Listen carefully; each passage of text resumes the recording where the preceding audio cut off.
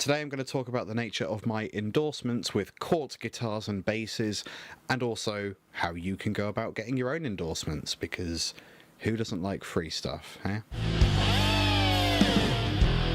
So first I think I'll talk about my endorsement and how that works with Cort, and then I'll give you info on how you can go and get your own deals. It's actually pretty straightforward.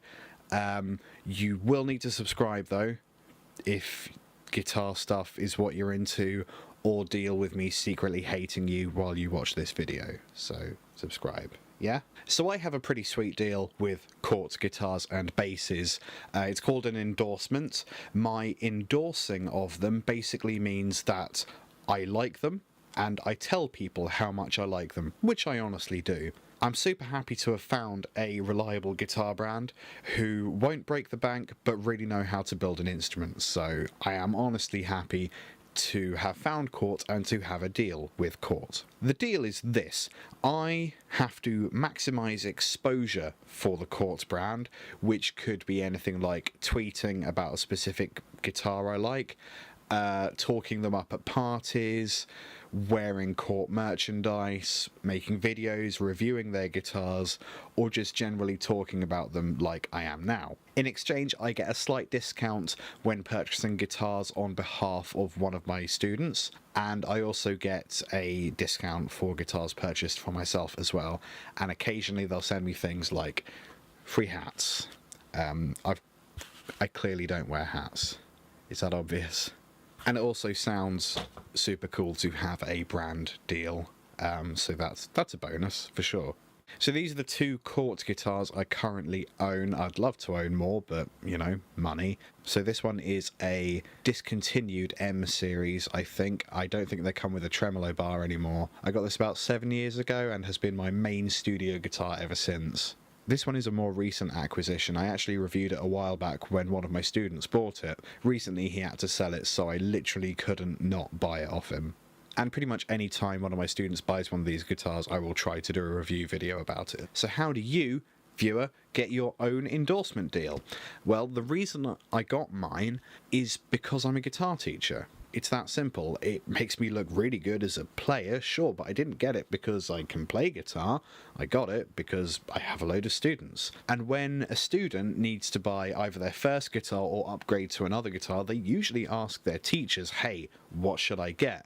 So as a teacher, I have this brand that I can fall back on and say, well, anything you get from this brand I basically trust, and if it doesn't work out, I can complain to them directly and have it sorted. It's kind of irrelevant how good you are, really. The thing a brand will want you to have before making a deal is influence. Sure, if you're an amazing player, you might have a whole load of Twitter followers, and then, yeah, they might actually want to make a deal because of that. But it's nothing to do with you being a good player, it's because of how many Twitter followers you have. Sometimes you don't actually deal directly with the company you're endorsing. You often will deal with the distributors. So in my example, I endorse the Cort brand, but I have to deal with their distributors, Pro-L. I don't ring up Cort Guitars to buy a new instrument, I ring up Pro-L and they supply me with a Cort. So it could be a smart move to actually find out who distributes the brand you're interested in your country or your continent and approach them rather than approaching the actual brand themselves. The person you're looking for is called an artist relations manager, and some websites might have a submission process, others might say to just contact that individual directly. When you do that, please be polite to them, and please remember that there's probably hundreds of people doing exactly what you're doing every day. So whatever you have to offer, they've probably heard it before.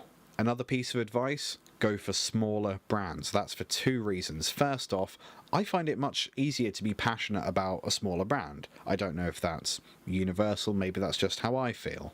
So I find it's easier to genuinely have interest in and want to talk about a brand that people haven't necessarily heard of. And yeah, I think it's really important that you actually like the brand you're endorsing. Maybe that's obvious, maybe not. The second reason is that smaller companies are more likely to actually need and appreciate your support.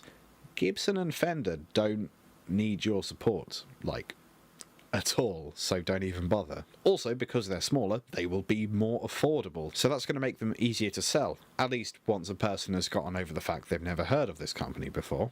So there you go. There will be an endorsement out there somewhere if you just know where to look for them. I know you're already subscribed, so I'm not going to remind you to subscribe. I will remind you to like the video because that actually helps out. Go watch more videos, mine or anyone else's. No, mine. Watch more of mine. That's important. Any comments you have, feel free to leave them below. Just keep it friendly. Is that everything? I think that's everything. I'm going to put this on again for the ending. Yeah. Bye.